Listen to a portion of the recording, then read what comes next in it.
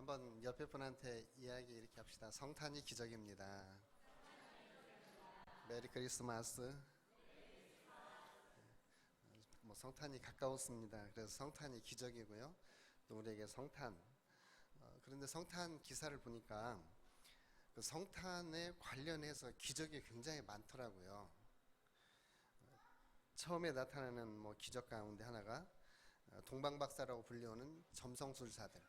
이 사람들이 동방에서부터 그들을 인도하는 별, 그 별의 이야기. 자꾸 뒤집어졌다고 하는데 그냥 아주 뒤집고 하죠. 그래도 이게 뒤집히는 게 낫죠. 속이 뒤집히는 것보다는. 이 점성술사들의 이 별 이야기도요, 기적이더라고요. 그리고 또 하나의 기적은 천사들이 나타나서 예수님의 탄생 소식을 전해주는 것. 지금은 천사들이 잘 안 나타나는 것 같기도 한데 아마 이 초대교회 성경을 기록하던 당시는 천사들이 많이 나타났던 것 같아요. 많은 천사들이 나타나서 합창을 하는 경우도 있고, 그 천사 하나가 세례 요한의 탄생을 예고하기 위해서 제사장에도 나타나고, 동정녀 마리아에게서 나타나서 수태를 이렇게 이야기하는 천사의 소식. 그리고 지금은 우리가 위험한 것을 잘 피하지를 못합니다. 위험한 걸 잘 피하지를 못해서 저도 제 방문에 새끼손가락에 끼어가지고 지금 굉장히 아픕니다. 늘 다니면서 닫는 문인데도 이게 손이 조금 늦게 나왔나 봐요. 문 닫는 사이에. 그런 위험을 저희는 몰라요. 그런데 이 초대교회 때 헤롯이 너를 죽이려고 하니까 너와 함께 아들은 빨리 애굽으로 피난해라. 이 천사가 와서 알려준 거예요. 이것도 기적입니다. 그리고 더 나아가서 요셉에게 계속해서 나타나서 이제는 너를 잡아 죽이려고 하는 사람이 죽었으니 고향으로 돌아가도 되겠다. 이런 이야기들. 그리고 또 슬픈 소식이긴 하지만 베들레헴 주변에 많은 아이들이 한 번에 떼죽음을 당하는 일들. 이런 일들은 다 기적 중에 기적입니다. 이제 그 중에서 예수님 탄생은 독특한 그러한 출생입니다. 그래서 복음서에서 예수님의 출생을 이야기할 때 요한은 예수님은 이미 오래 전부터 태초부터 계셨던 분이시다고 이야기를 하고 있습니다. 그래서 요한복음 1장 1절에서 3절에 보면 태초에 말씀이 계시니라. 이 말씀이 하나님과 함께 계셨으니 이 말씀은 곧 하나님이시니라. 그가 태초에 하나님과 함께 계셨고 만물이 그로 말미암아 지은 바 되었으니 지은 것이 하나도 그가 없이는 된 것이 없느니라. 예수님은 이미 선지하신 분, 이미 오래전에 계셨던 분. 그리고 예수님 자신도 친히 증거하시기를 내가 진실로 아브라함보다 먼저 있었다라고 예수님은 증언을 합니다. 그러니까 예수님은 태초에 계셨던 분이신데 그분이 바울의 증언처럼 때가 참에 인간의 몸을 입고 여자애를 통해서 이 세상에 출생을 하신 것입니다. 성탄에 관한 기사는 많은 이야기들을 담고 있지만 오늘 우리 신앙에 유익을 주는 그러한 메시지를 같이 한번 나누고자 합니다. 성탄의 기적 중에 가장 큰 기적은 바로 수태입니다. 기적적인 수태예요. 원래 하나님께서는 아담과 하와를 만드시고 그들에게 하나님이 금단의 열매를 지정하십니다. 동산 중앙에 있는 선악을 알게 하는 나무의 열매는 먹지 말라. 그랬더니 우리 하와 할머니가 선악과를 2개를 따먹었어요. 그리고 하나를 따서 남편 아담에게 주었어요. 아담은 그걸 미처 삼키기도 전에 목에 걸려가지고 쾌쾌거리고 있습니다. 그래서 여기 나온 걸 아담스 애플이라고 합니다. 먹다가 걸려서. 그리고 이제 둘이는 하나님 앞에 죄를 지어가지고 숨어버립니다. 나무 밑에 숨죠.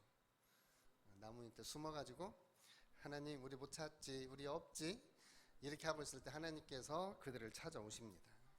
그들을 찾아오셔서 용서를 선포하시고 그들에게 하나님의 약속을 주십니다. 이제부터는 너희들이 이마에 땀을 흘려야 되고 해산에 수고를 해야 될 것이다. 그러나 너희들이 하나 희망을 가질 수 있는 것, 그것은 여자의 후손이다. 그래서 내가 너를 통해서 여자의 후손을 줄 것이고 그 여자의 후손은 뱀의 머리를 상하게 할 것이고 뱀은 너의 발꿈치를 상하게 할 것이다. 이렇게 우리가 말하는 원시 복음의 약속을 주십니다. 여자 후손은 뱀에 대한 승리, 사단에게 회복 불가능한 심판을 바로 여자의 후손이 행할 것이라고 창세기에 예언이 되어져 있습니다. 창세기에서 언급된 여자의 후손은 이제 왕국 시대를 거치면서 조금씩 더 구체화되어집니다. 그래서 왕국 시대에 선지자들을 통해서 여자의 후손으로 오실 분을 조금씩 더 선명하고 분명하게 계시하기 시작합니다. 이제 우리가 이를 신학으로 말하면 계시의 점진성 이렇게 말합니다. 계시의 점진성. 그래서 이사야서 7장 14절에 그러므로 주께서 친히 징조를 너에게 주실 것이라. 보라, 처녀가 잉태하여 아들을 낳을 것이요 그 이름을 임마누엘이라 하리라. 바로 임마누엘은 하나님이 우리와 함께 하신다는 뜻입니다. 물론 1차적으로 이사야 선지자를 통해서 이 말씀을 주실 때는 굉장히 어렵고 힘든 아수르의 압박 속에 있는 이스라엘 백성들에게, 유다 백성들에게 하나님이 함께 하실 것이라고 하는 1차적인 의미도 있습니다. 그러나 이 말씀은 다윗의 집안에 주셨기 때문에 다윗의 후손, 다윗의 집안에 앞으로 성취되어질 말씀이기도 합니다. 그래서 다윗의 집안에 하나님의 임마누엘의 약속과 구원을 온전히 베풀어 주실 메시아에 대한 약속이기도 합니다. 처녀는 당시 다윗 가문에 속한 사람일 수도 있지만 궁극적으로는 인간의 몸을 입고 오실 메시아, 창세기 3장 15절에서 예언했던 여자의 후손에 대한 소망, 이 성취를 이야기하고 있는 것입니다. 가브리엘 천사가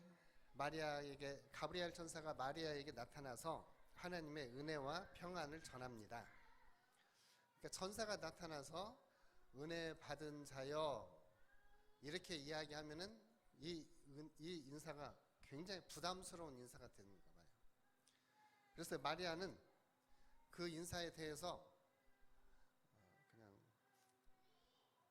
저희 고향 말로는 우째 이런 일이 도저히 생길 수 없는 일이 어떻게 우리에게 일어날 수 있겠습니까? 라고 반응을 보입니다. 하나님의 은혜가, 하나님의 평강이 그에게 있다고 하는데 마리아는 그 하나님의 은혜와 평강의 영적인 의미를 알았던 것 같습니다. 마치 이사야의 글을 인용했던 예언의 말씀처럼 다윗의 왕위를 영원히 상속받을 영원하신 왕, 무궁하신 나라를 세우실 수 있는 구약에 약속되어진 메시아, 그분의 출산을 예고를 합니다. 누가복음 1장 34절과 35절에 보면 마리아가 천사에게 말하되 나는 남자를 알지 못하니 어찌 이런 일이 있으리이까. 천사가 대답하여 이르되 성령이 내게 임하시고 지극히 높으신 이의 능력이 너를 덮으시리니 이러므로 나실 바 거룩한 이는 하나님의 아들이라 일컬어지리라. 그러니까 마리아를 통해서 하나님의 아들을 출생할 것을 이야기를 합니다. 그때 마리아의 말이 이해가 안 되는 거죠. 어떻게 이런 일이? 수수께끼 같은 이야기입니다. 근데 그것이 바로 성탄의 신비이고 성탄의 기적입니다. 일반적으로 인간들은 아버지와 어머니를 통해서 출산을 하는데 아버지의 개입이 없이 성령의 역사로 말미암아 동정녀 마리아의 몸을 통해서 예수님이 출생을 하십니다. 바로 이것이 기적입니다. 지극히 높으신 하나님의 능력, 그 하나님의 능력이 어떻게 임했을까? 저희들은 어떻게 임했는지는 잘 모르겠습니다. 그런데 구약에 하나님의 임재가 나타나는 것을 보면 구름이 덮이고 하늘에서 소리가 나고 그렇습니다. 그래서 어쩌면 그 하나님의 신비한 현상이 마리아에게 있었겠고 마리아는 그를 통해서 성령의 능력으로 잉태를 했습니다. 일반적으로 자연과학을 하시는 분은 이게 잘 이해가 안 됩니다. 분명히 사람이 잉태가 되려면 난자와 정자가 만나서 수정이 되고 이것이 자궁 내막에 착상이 되어야만 생명체를 가지고 출산을 할 수 있는데 이건 불가능합니다. 그렇게 말하던 자연과학자가 예수를 믿고 나니까 이렇게 바뀌었대요. 사람이 할 수 없는 일을 하나님 하시면 그까짓 거 못하겠습니까? 우리가 사람도 만들어서 태에다 착상시켜서 출산하게 만드는 인간의 기술도 그렇게 하는데 하나님이 그까짓 거 못하겠습니까? 그러니까 우리가 믿음의 관점이에요. 내가 무엇을 믿느냐에 의해서 하나님이 하실 수 있다라고 믿는 것이고, 내가 믿음이 없으니까 하나님은 그걸 못하실 것이라고 믿는 거예요. 하나님이 못하신다고 믿는 분은 끝까지 하나님이 못하시는 분이라고 믿습니다. 하나님이 못하신다고 믿으니까 하나님은 우리에게 아무 일도 안 하십니다. 반면에 하나님은 능력이 있으신 분이고 거룩하신 분이고 전능하신 분이라서 어느 것이든지 할 수 있습니다 라고 믿으시는 분은 하나님은 그를 통해서 어느 일이든지 하십니다. 마리아는 처음에 안 믿었어요.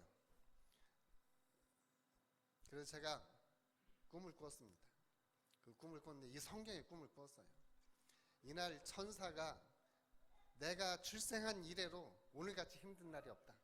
어떻게 이 여자를 설득시켜서 하나님의 능력으로 잉태하게 할까? 막 천사가 땀을 뻘뻘 흘리는 꿈을 꿨어요. 그런데 나중에 천사 옷이 다 젖었더라고요. 얼마나 땀을 많이 흘렸던지. 그러고 나서 마리아가 오케이.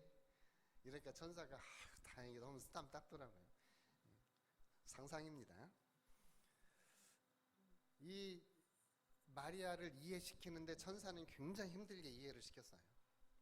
그러고 나서 마리아가 오케이 할 때 하나님의 능력에 의해서 마리아를 통해서 예수 그리스도의 기적적인 수태가 되어지고 그 예수님이 출생을 하게 된 것입니다.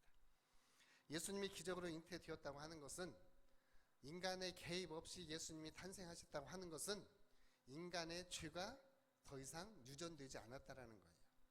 아담 이후에 출생하는 모든 사람들에게는 아담과 같은 하나님을 반역하는 죄, 하나님을 떠나려고 하는 죄가 유전되었지만, 예수님은 아버지 없이 출생했기 때문에 그 죄가 유전되지 않았다라는 거죠. 그래서 예수님은 죄가 없으신 분이십니다. 예수님은 죄가 없으신 분이세요. 물론 저와 여러분들도 예수 그리스도의 십자가의 보혈에 의해서 죄를 용서함 받았습니다. 그럼에도 불구하고 우리는 육체를 가지고 살면서 여전히 죄를 또 짓기도 하죠. 짓는 죄, 그것에 대해서는 회개하시면 됩니다. 강팍해져서 회개하지 못하고 그 죄를 끝까지 가지고 가면 하나님 앞에 가서 설명해야 될 때가 있을 것이고, 지금 여기서 회개하면 하나님은 그 죄를 용서해 주실 것입니다. 예수님은 자신이 죄가 없으시기 때문에 자기 스스로도 누가 나를 죄로 책잡겠느냐 이렇게 말씀하시고, 사람들은 세상에서 나서 죄가 있지만 나는 세상에서 난 것이 아니라 위로부터 났기 때문에, 하나님의 능력으로 출생했기 때문에 나는 죄에 속하지 않았고 나는 죄가 없다라고 예수님은 말씀하셔요. 그래서 예수님은 이러한 기적적인 출생이 바로 예수님의 죄가 없으심과 그 죄가 없으심이 바로 우리를 위한 친히 대속제물이 되심을 성경에서 그리고 교리적으로 우리에게 계속해서 설명을 하고 있습니다. 예수님은 죄가 없으시니까 실수도 잘 안 하십니다. 우리는 죄가 많아서, 그리고 죄를 가지고 태어나서 하는 일들마다 죄를 많이 짓습니다. 물론 저와 여러분들은 그래도 좀 더 거룩하게 살죠. 좀 깨끗하게 살죠. 세상에 아니면 저기 거시기에 사는 우리 평화동 거시기에 사는 분들보다는 좀 더 거룩하게 살죠. 깨끗하게 살죠. 그럼에도 불구하고 하나님의 절대 기준에 우리를 비춰볼 때는 우리는 여전히 죄 가운데 있음을 봅니다. 그럼에도 불구하고 예수님은 기적적인 출생을 통해서 죄가 없으신 분이시라서 실수도 안 하시고 죄를 범하지도 않고, 그가 죄가 없으시기 때문에 우리를 위한 친히 속죄 제물이 되셔서 우리의 죄를 용서를 해주시는 거죠. 예수님의 출생 자체가 바로 우리들에게는 기적입니다. 성탄의 기적은 바로 예수님의 출생 자체가 된 기적이에요. 예수님은 지금도 오늘 말씀처럼 임마누엘로 하나님이 우리와 함께 하시는 그 표적으로 예수님이 우리 가운데 오셨습니다. 사람들은 하나님을 보기를 원합니다. 하나님은 사람들에게 하나님을 보여주시기를 원했습니다. 근데 하나님을 보고는 살 자가 없다고 했습니다. 하나님과 그렇게 친하게 지냈던 모세도 하나님 얼굴을 보지 못했습니다.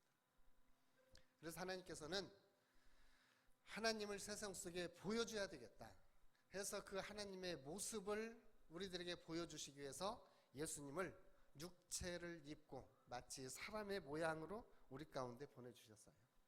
그래서 예수님을 보는 사람들은 예수님 안에서 하나님을 보았습니다.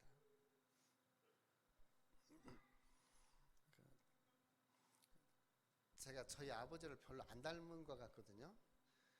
근데 아버지 납골함에 있는 아버지 이렇게 사진을 봤어요.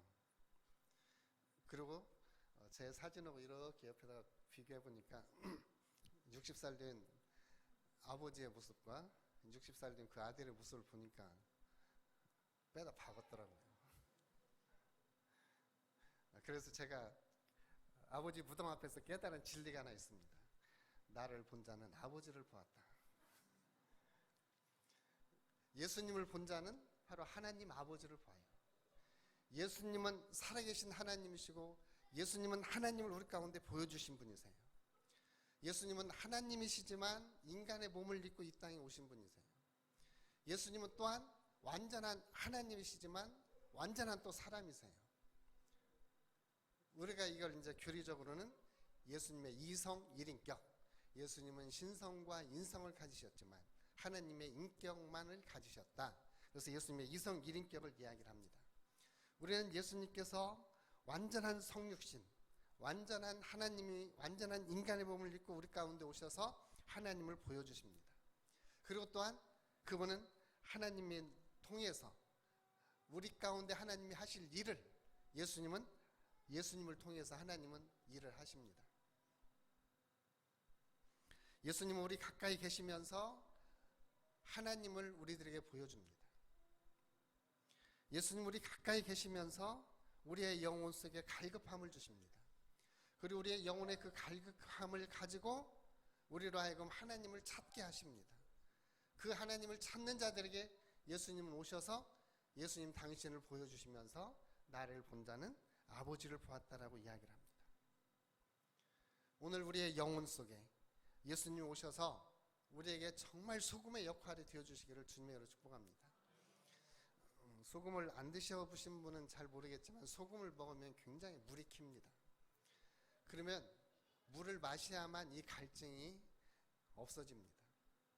예수님은 우리에게 소금이 되셔서 우리에게 오셔서 우리의 영혼 속에 하나님을 향한 갈급함을 주십니다. 그래서 하나님을 향한 갈급함을 가지고 하나님을 찾을 때 그분은 우리에게 영원한 생수가 되어주시고 우리에게 생명수가 되어주시는 거예요. 예수님은 자기를 찾는 자들에게 자기 자신을 보여주십니다. 예수님은 자기 자신을 구하는 자에게 예수님은 찾아지는 거예요. 예수님이 말씀하셨잖아요. 구하라, 찾으라, 두드려라. 그러면 너희가 찾을 것이고 구할 것이고 열릴 것이라고 했습니다. 바로 예수님은 인간의 몸을 입고 우리 가운데 오신 하나님이십니다. 그래서 예수님을 찾고 예수님을 경외하는 것이 바로 하나님을 경외하는 것이고 하나님을 찾는 것입니다. 우리가 하나님을 알면 알수록 하나님을 더 찾고자 하는 갈망이 있습니다. 금식하면 배가 고플 것 같지만 배가 안 고픕니다. 한 3일 금식하면 물론 배 고프죠. 한 열흘 넘어서면 일단 배고픔이 없어집니다. 먹고 싶은 생각도 별로 없습니다. 금식하면 그래요. 이제 그러다 금식이 딱 끝나고 맛있는 음식을 먹기 시작하면 엄청나게 먹고 싶습니다. 맛있는 음식을 먹으면 먹을수록 더 맛있는 걸 먹고 싶어요. 예수님도 마찬가지예요. 예수님을 모르면은 예수님의 필요성 자체를 모릅니다. 영적으로 막혀있는 사람은 예수님의 필요성을 몰라요. 그냥 마당만 받고 가는 거예요. 예수님을 알고 싶은 욕구도 없어요. 그런데 예수님을 진정 누구신지 교제를 통해서 친밀함을 통해서 예수님이 누구신지 알면 예수님을 더 알고 싶은 마음이 생깁니다. 예수님을 더 예배하고 싶은 마음이 생깁니다. 갈급한 심령을 주고 그 갈급한 자들에게 예수님은 생명수가 되시고 우리에게 생명의 양식이 되어서 오시는 거예요. 요한복음 6장이나 요한복음 9장 15장에 있는 이러한 하나님의 영적인 눈을 뜨고 하나님의 생명의 떡을 먹고 예수님의 생명수를 마시는 자들에게 예수님은 그대로 오십니다. 이게 바로 예수님이 우리 가운데 성육신하신 목적이에요. 그래서 예수님과 함께 더 복된 삶을 누리시고 예수님과 함께 친밀함을 경험하실 수 있도록 예수님은 우리 가운데 친히 인간의 몸을 입고 오신 것입니다. 제가 이렇게 가운 입고 있으면 여러분들이 저를 가까이 안 하십니다. 좀 가까이 하기에는 부담스러운 거룩함이 있는가 봐요. 실제 거룩하진 않은데 가운이 우리의 거룩함을 드러내는 건 아니에요. 그런데 이렇게 가운 입고 있으면 가까이 안 오려고 합니다. 그런데 체육복 입고 같이 부딪히면 몸도 부딪히고 같이 얼싸안고 넘어지기도 하고 그렇습니다. 만약에 예수님께서 거룩한 보좌에 앉아 계셨다면 우리는 절대 하나님과 친밀함을 못 누렸을 거예요. 근데 예수님 우리와 같은 모습으로 우리와 같은 형태로 우리 가운데 오셨기 때문에 우리는 예수님과 더 많은 친밀함을 느낄 수 있고 공통점을 찾을 수 있고 그래서 예수님과 함께 더불어 누리는 하나님의 행복을 우리는 같이 누리는 것입니다. 우리 예수님이 우리 가운데 오신 것 그 자체가 하나님이 우리에게 주시는 기적입니다. 그럼 예수님이 왜 우리에게 오셨느냐? 잃어버린 자를 찾아 구원하기 위함이었습니다. 잃어버린 자를 찾아서 구원하기 위함. 누가복음 19장에 있는 삭개오를 찾으시면서 하신 말씀이에요. 그러니까 예수님이 왜 성육신 하셨느냐? 해답은 간단해요. 바로 저와 여러분들을 구원하시기 위해서. 잃어버린 영혼들, 하나님을 떠나서 방황하는 영혼들을 구원하기 위해서 예수님은 우리 가운데 오셨습니다. 그래서 우리 스스로가 내가 예수님의 구원받아야 할 죄인이다 라고 인정할 때 예수님은 우리에게 구세주가 되어주시는 거예요. 사도 바울이 이렇게 고백합니다. 디모데전서 1장 15절에 미쁘다 모든 사람이 받을 만한 이 말이여 그리스도 예수께서 죄인을 구원하시려고 세상에 임하셨다 하였도다. 죄인 중에 내가 괴순이라. 내가 죄인이라고 하는 사실을 깨달을 때 예수님은 우리에게 구세주가 되시는 거예요. 의로운 사람에게 예수님이 무슨 필요가 있겠습니까? 저도 건강할 때는 병원에 안 갑니다. 아플 때는 병원에 가서 치료를 받습니다. 아픈 사람에게 의사 선생님이 필요한 거죠. 아픈 사람에게. 죄인들에게 예수님이 필요한 겁니다. 예수님은 죄인을 구원하러 오셨다라고 이야기합니다. 바울처럼 내가 죄인의 귀수다라고 우리 스스로가 깨닫고 우리의 입술로 시인할 때 예수님은 우리의 구세주가 되시는 겁니다. 사람들이 죄인이라고 이야기하는 사람들, 그 사람들을 예수님이 친히 찾아가서 그들과 함께 먹고 마심으로 그들을 구원하십니다. 그러니까 사람들이 뒤에서 쏙닥거려요. 뒤에서 뒷담화해요. 뭐라고 뒷담화했는지 아시죠? 야, 니네 선생 어떻게 죄인하고 처먹고 자빠졌냐? 이렇게 뒷담화합니다. 그때 예수님께서 하신 말씀 있잖아요. 의사가 병든 자에게는 쓸데없고 아니죠. 건강한 자에게는 의사가 쓸데없고 병든 자에게는 쓸데있느니라. 너희는 가서 내가 긍휼을 원하고 제사를 원치 아니하라 하신 뜻이 무엇인지 배우라. 나는 의인을 부르러 온 것이 아니라 죄인을 부르러 왔느니라. 예수님은 스스로 죄인들을 구원하러 오셨다고 말씀하고 있습니다. 우리 스스로가 죄인임을 인정하고 깨달을 때 우리는 예수님으로부터 온전한 구원을 받을 수 있습니다. 누가는 이렇게 말합니다. 구하는 자에게 성령을 주시겠다. 마태는 동일 구절에서 구하는 자에게 좋은 것을 주시겠다고 이야기합니다. 오늘 저와 여러분들 예수님은 우리가 구할 때 우리에게 가장 좋은 것을 주시는데 성령 하나님을 우리 가운데 보내주시고 우리로 구원받은 자의 기쁨, 구원받은 자의 잔치에 참여하게 합니다. 누가복음 19장에 잃어버린 삭개오를 예수님이 찾으시고 그의 집에 가서 잔치를 배설한 것처럼 오늘 저와 여러분들이 죄인임을 깨닫고 예수님을 초청하고 예수님을 모셔드릴 때 예수님은 우리의 영혼이 잔치집이 되게 하고 기쁨과 즐거움의 집이 되게 하실 줄로 믿습니다. 예수님은 우리 가운데 우리의 죄를 짊어지게 오신 분이세요. 요한복음 1장 29절에 보라 세상 죄를 지고 가는 하나님의 어린 양이라고 하였습니다. 죄악 중에서 헤매는 이 세상 사람들을 예수님은 구원하시기 위해서 이 가운데 우리 가운데 오셨습니다. 지금 우리는 예수님이 오시는 것을 기다리는 대강절 절기에 있습니다. 예수님이 오시기를 간절히 사모하고 기다릴 때 그 기다리는 사람들에게 예수님은 다시 분명하게 오실 것입니다. 우리가 할 일은 그 예수님 앞에 요한일서 1장 9절 말씀처럼 우리의 죄를 자백하면 그는 빛보시고 오로사 우리의 죄를 사하시고 우리를 모든 불의에서 깨끗하게 하실 것이다. 예수 이름 이외에 우리에게 구원받을 다른 이름을 주신 적이 없습니다. 예수를 믿고 구원받음이 하나님이 우리에게 주신 기적 중의 기적입니다. 바로 그 기적을 우리에게 주시기 위해서 예수님은 성육신 하셨습니다. 성탄하신 거예요. 바로 성탄의 기적은 우리를 구원하기 위함입니다. 성탄의 기적은 죄인을 구원하기 위함입니다. 그래서 우리 함께 우리의 영혼 속에 이렇게 한번 외쳐야 됩니다. 예수님, 나는 죄인입니다. 예수님, 나를 온전하게 구원하여 주소서. 나는 주의 구원을 기다립니다. 우리의 구원은 이미 이루어졌습니다. 아직 완성되지는 않았습니다. 우리는 그 중간에 있습니다. 구원의 중간에 있어요.